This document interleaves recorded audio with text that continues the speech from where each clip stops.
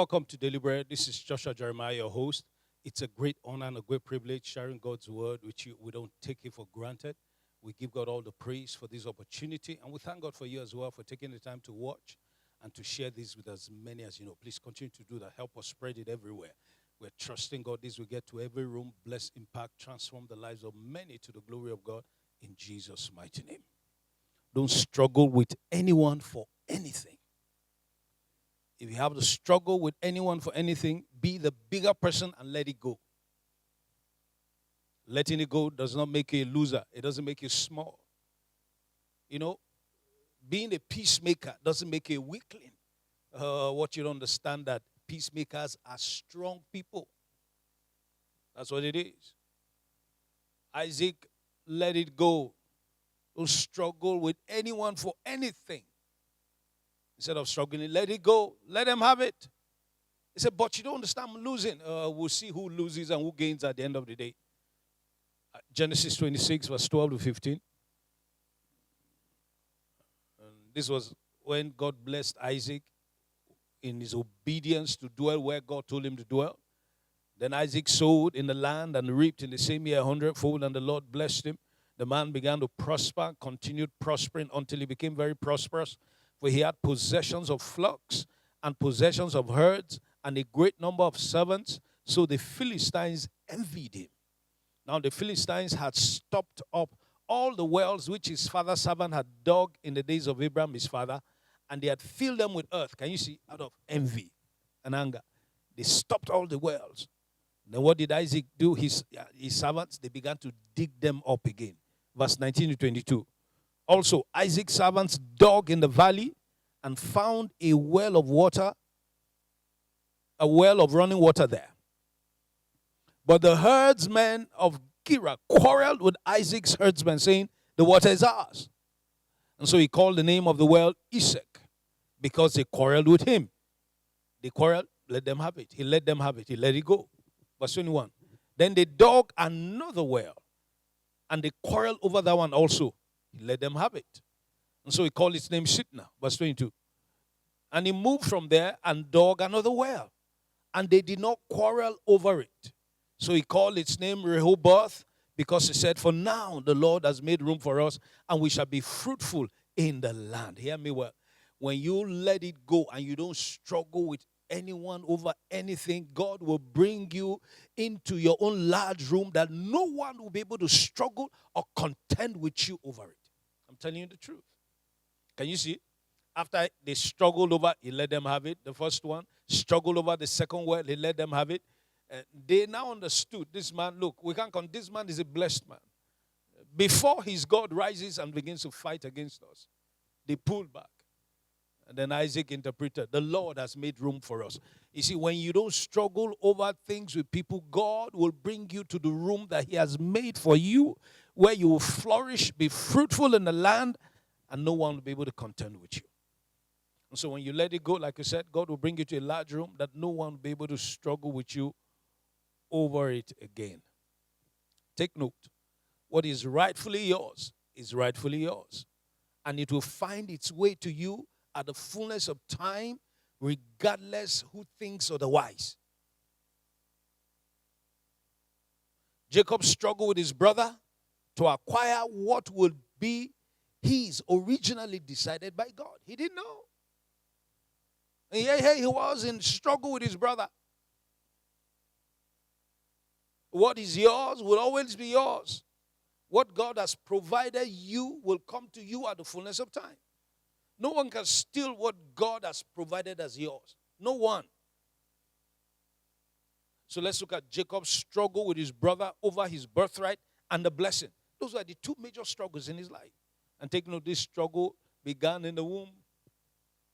Two nations. Two different peoples. Genesis 25, verse 29 to 34. Now Jacob cooked a stew. They said his name was a supplant. One who ousted somebody by force, or by schemes, or through schemes, or cookish means, or using underhanded tactics. That's a supplanter. That's Jacob. That's what Jacob means. And so Jacob had studied his brother's habit. So he knew his operations. He would go out, hunt for game, and will come back. Usually, when he comes back, he's tired and hungry. So the guy, the supplanter, the crook, the the one with schemes, had mapped out his strategy. So he cooked a stew. Genesis 25. He cooked a stew, and Esau came in from the field, and he was weary. Yeah, he knew everything. And Esau said to Jacob, my brother, bros, please, give me some of the red stew. I'm weary, I'm hungry, I'm tired. And therefore his name was called Edom. And Jacob said, verse 31, today is not like every other day. Bros, sell me your birthright as of this day. Sell me your birthright. And Esau said, look, I'm about to die. So what is his birthright to me? Can you see one who trivialized what God gave him? The firstborn right position is a privileged position. They didn't choose what position they wanted to be. God chose it for them. And so look at it. Because God had known this one was a godless one who did not regard the things that God commits to him. And Esau said, is it not birthright? I'm hungry, famished, almost dying. Look, I'm about to die. Esau said, verse 32, look, I'm about to die. So what is his birthright to me? Then Jacob said, swear to me. So he said to me, I sell it to you. Jacob said, that's not enough. Swear to me as of this day. So he swore to him and sold his birthright to Jacob. Hear me well. That day, he also lost his birth. Not only did he sell his birthright, he also lost the right to inherit the blessing. If he could sell off such a treasure and precious position that God gave him, he treated it with so much triviality. So he sold his birthright to Jacob, and Jacob gave Esau bread and stew. For how much did he sell it? For bread and stew. Stew of lentils. And he ate and drank, arose and went his way. And listen to it. Thus Esau despised his birthright. He didn't regard it. He didn't treasure it. Didn't respect what God gave him. It was what God gave him. He despised it. And that he was willing to trade it for just a plate of bread and lentil stew. Hear me well. God had already decreed the older shall serve the younger. God had already decreed Jacob was going to be greater than Esau. There was absolutely no need to contrive to defraud his brother. There was no need. That's what I'm telling you. Don't struggle with anybody about anything. What's yours is yours. It's coming to you. No one can stop it. No one can steal it. No one can deny you. If God gave it to you, it's coming. It's a matter of time, not if. It's a question of time when. It's coming. Genesis 27, verse 11 to 29. You see how Jacob struggled with his brother over the birthright. He had struggled with his brother and stole his birthright. Now the blessing, Genesis 27, 11 to 29 is a blessing. Jacob said to Rebekah, his mother, look, Esau, my brother, is a hairy man, and I'm a smooth-skinned man. Perhaps my father will feel me, and I shall seem to be a deceiver to him, and I shall bring a curse on myself and not a blessing. This was Rebekah's idea. Come, Jacob. Remember, the Lord told her, the younger shall be great. And here, she was trying to witness a miscarriage, misplacement of what's true. Jacob was trying to pass his blessing to Esau. And to her, no, it's wrong. But he didn't know. She didn't let him know. I remember the word the Lord spoke to me. And so she went into supplanting mode. So she was now telling him, and Jacob was concerned. I'm not like Esau. Esau is a hairy man. I'm not. And perhaps if my father say, come closer, let me feel you. And he finds out I'm Jacob, and instead of receiving blessing, he places a curse on me. What's going to happen? Rebekah told him, don't worry, I've started everything out. So from day one, she had started everything out. Verse 13. But his mother said to him, let your curse be upon me, my son. Only obey my voice. Just do what I'm asking you to do. I've started everything out. In case there's any curse, it will not rest on you. Let it come upon me. And go get them for me. Verse 14. And he went and got them and brought them to his mother. His mother made savory food Go and bring one of the young animals. They killed it. The mother made it the way the father. She knows how the father loves it, so she was the one that taught his brother in the first place. Then Rebekah took the choice clothes of her elder son Esau, which were with her in the house. So she had taken one and kept since. She had prepared for this long ago, which were with her in the house, and put them on Jacob, her younger son. And she put the skins of the kids of the goats on his hands and on the smooth part of his neck. Then she gave the savory food and the bread, which she had prepared, into the hand of her son Jacob. So he went to his father and said, "My father." And he said, "Here am I. Who are you, my son?" Jacob said to his father, "I'm Esau." He's impersonating now. "I'm Esau, your firstborn. I've done what you just told me. Please arise, sit, and eat of my game, that my bushmeat, that your soul may bless me." But Isaac said to his son, "How is it that you have found it so quickly, my son?" And he said, "Because the Lord your God brought it to me." Isaac said to Jacob, "Please come near, that I may feel you." Because at this time, Isaac's eyes were dim. He couldn't see. But he was sensing, no, the voice, I know, the voice is the voice of Jacob. So why is he claiming to be Esau? I say, "Okay, come, let me feel you. Come that I may feel you, my son, whether you're really my son," because he knows his son. Esau is a very hairy person. And so Jacob went near to his father, Isaac, and he felt him and said, "The voice is Jacob's voice." So you can see the doubts already that were in the minds of Isaac. The voice is Jacob's voice, but the hands are the hands of Esau.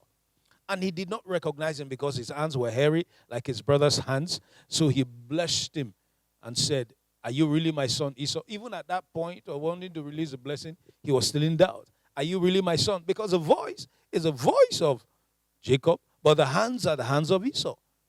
He said, "Are you really my son?" He said, "I am." And he said, "Bring it near to me, the bushmeat, the game, and I will eat of my son's game, so that my soul may bless you." So he brought it near to him, and he ate, and he brought him wine, and he drank. Then his father Isaac said to him, "Come near me and kiss me, my son." And he came near and kissed him, and he smelled the smell of his clothing, and blessed him and said, "Surely the smell of my son's field, the smell of my son is like the smell of the field which the Lord has blessed." Woo! My God. Take note, he didn't say the smell of the field which the Lord will bless, has blessed. So Esau had already been blessed, but he didn't know. He said the smell, take note, it was the smell of Esau's garment that Rebekah put on Jacob that Isaac was smelling. The smell of my son is like the smell of the field which the Lord has blessed. Therefore, may God give you, because you have been blessed. That's why heaven and earth will respond to you. That's why the earth will respond to you. That's why people will respond to you. That's why opportunities will come to you. That's why the resources of the earth will come to you. That's why people will go out of their way to show you favor and help you come into the fullness of all, because the Lord has blessed you already. The smell of my son is like the smell of a field which the Lord has blessed. Therefore, may God give you of the dew of heaven and of the fatness of the earth. Because you are blessed, heaven will respond to you, earth will respond to you, and plenty of grain and wine, the choice resources of the earth, is coming to you. Let people serve you. People will come and serve you and help you and bless you, and nations bow down to you. Be master over your brethren, even your brethren. And let your mother's sons bow down to you. Cursed be anyone who curses you, and blessed be those who bless you. Hear me well. Jacob didn't need to do this. You know why? Because the Lord had chosen him to be the one who will carry the blessing to the next generation, and not Esau. God would have found his own way, made his own way for him to get the blessing. He didn't need to. And so hear me again, I say, don't struggle with anyone about anything. Don't. If God has blessed you with it, no one can take it away from you. It will naturally, supernaturally find its way to you. I'm not playing with words. I'm telling you the truth. It will look naturally, but yet it's a supernatural hand of God bringing it to you. That's what I mean. It will naturally, supernaturally find its way to you. You cannot keep what God hasn't given you. And neither can anyone take away from you what God has blessed you with, given to you. No one can take it away from you. God bless you and keep it till we meet again in Jesus' mighty name.